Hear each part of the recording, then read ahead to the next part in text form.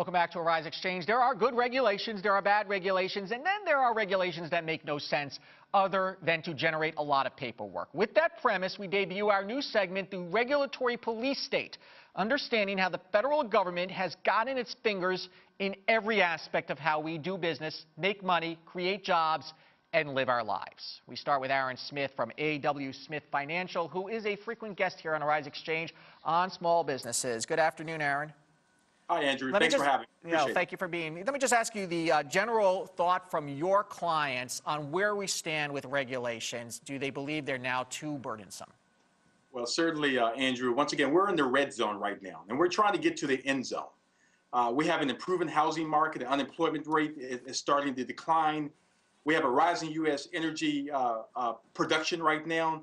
And look here, manufacturing in this country is starting to improve. However, there are 4,100 new proposed regulations right now that has to do with regulations for small business owners. That's astounding, 4,100 regulations. And we should add, these are not necessarily congressional regulations. These are sometimes drawn up by agencies with no legislative oversight.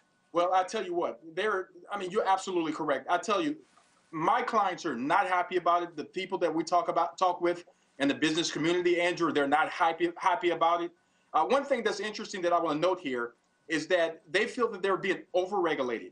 And from a standpoint where not only they're having federal oversight, Andrew, they're actually having state oversight as well. So they've been double whammied. They feel uncomfortable. And unfortunately, hopefully, it doesn't affect us getting to the end zone. And I love, Aaron, there are regulations where you're guilty until proven innocent. You have to provide paperwork that proves that you're complying with the regulations, and that's a burden. You've identified three, and we're asking all of our guests in this segment to identify three regulations. So I want to start with the OSHA one, the Occupational Safety and Health Administration.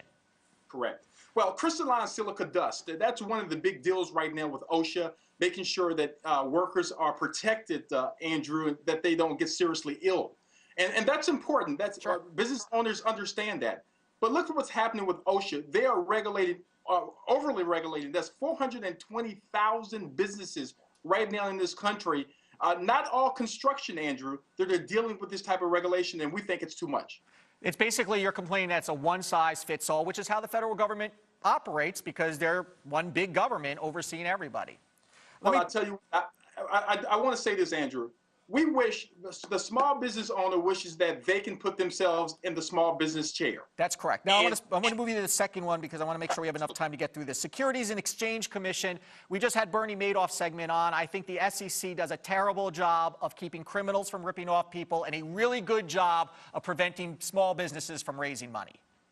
Yes, that's the Securities Exchange Commission. I mean, right now, small business owners are having a tough time getting lending from banks. And what has happened is we've created our own ideas right now because of the market. The market has dictated that we go to something that's called crowdfunding. And Andrew, crowdfunding is allowing us to be able to invest in companies that are upcoming or existing companies, and those companies are getting the money that they need. But guess what?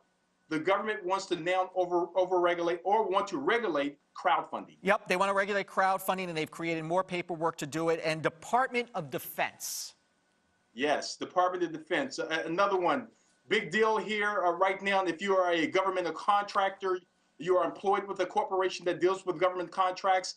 If you're doing business overseas with the armed forces, they're now wanting to regulate that even heavily. So we have those issues that are currently going on right now. And Andrew, small business owners want some relief. Okay, Aaron Smith, some excellent points today. We'll have you back on again soon. 4,100, that's the number you have to remember of new regulations coming. Aaron Smith, thank you. Thank you so much. Time now for our business ticker today.